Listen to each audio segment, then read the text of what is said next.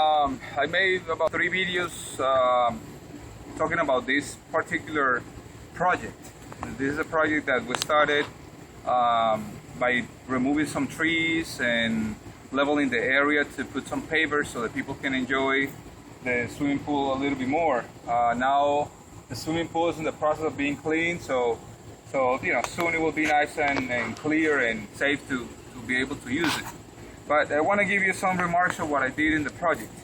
The first one is that if you notice, we finished putting all the pavers around the area. So now it's nice and level, at least with the inclination that you need for the water to properly run away from the house.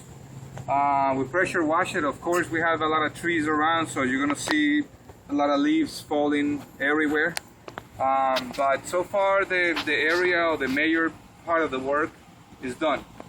Now, one thing that is really important when you're working or when you have an outdoor area just like this one, which is not the most expensive one or whatever, but it's a nice, cozy family area to share.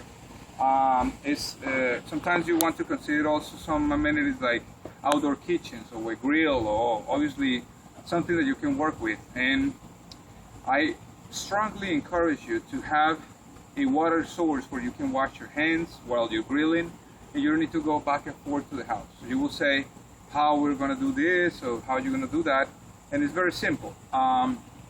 If you see around here, we are building an outdoor kitchen. So we already finished putting all the pavers. This is something that you can do afterwards if you want to. We finished putting all the pavers. We clear up all the stuff, pressure wash whatever, and obviously again the leaves fell. But what we're doing right now is having a layout where our outdoor kitchen is going to take place. So first, then we have a section where we're going to have a sink, small area where they can put a refrigerator in a little cabinetry space. So we're using regular cinder blocks, just like this one. It's kind of thin, but they're hollow. We're using this kind because we're going to cover later on this with a veneer. But it's going to let you know that, the more you can do to secure the surface, the better. Our pavers on this area are fairly straight. If not completely level, they're almost level, so we can play with the cement. But what we did is we start laying out, we actually marked the area where you can actually put your outdoor kitchen and start pre-cutting everything before we are installing the blocks. So Jose, good friend over here, cut me these pieces for about 16 inches. What we're going to do is throughout the place, while we are putting the cement, we're going to just drive this thing all the way through. We have a 3/8 of an inch bit to this nice strong drill. So we are posting these things around so our structure will be nice and secure. So this is in theory what I want you to understand. The water that is going to be here, because the piping is higher than normal, is going to be pumped out with one of the small Gator-like pumps. So it's a small sanitary pump.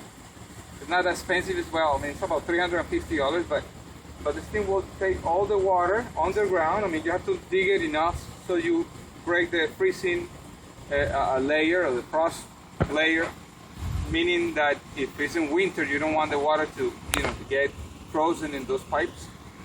But you can look that in other videos. So what's going to happen is that the hot and cold water are going to be buried on the ground, deep enough for the water, for the freeze not to get it. We're in North Carolina, so it's a little more nicer over here.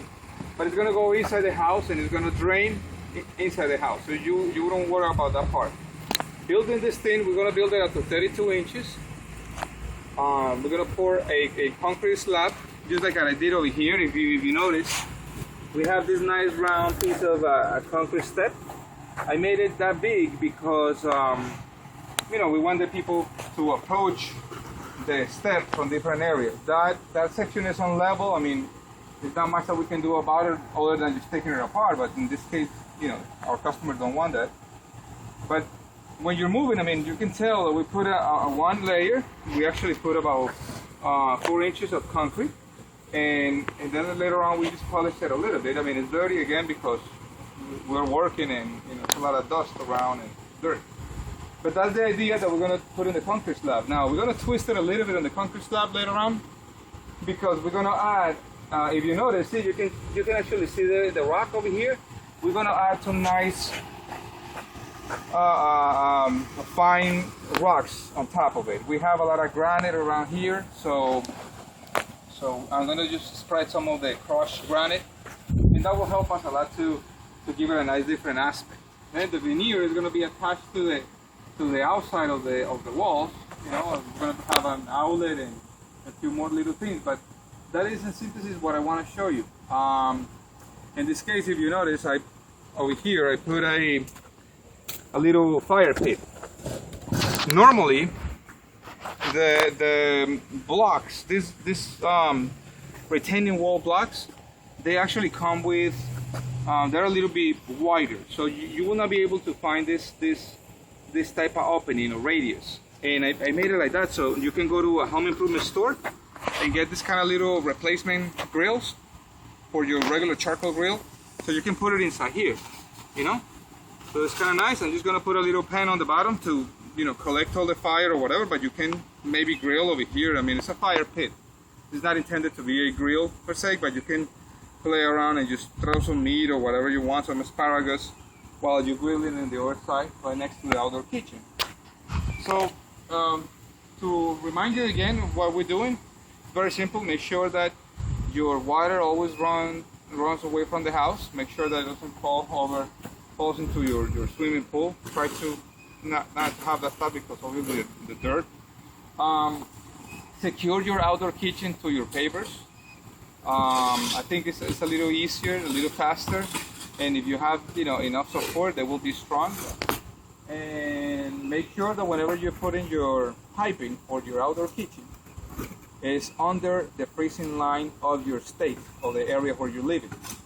Again, that is sometimes 16 inches, 9 inches, or whatever. You just go to any search engine and just type freezing line, underground freezing line for this particular state, and they will kind of let you know what they will expect or whatever. So that's pretty much what I want to show you now, and I thank you again for watching.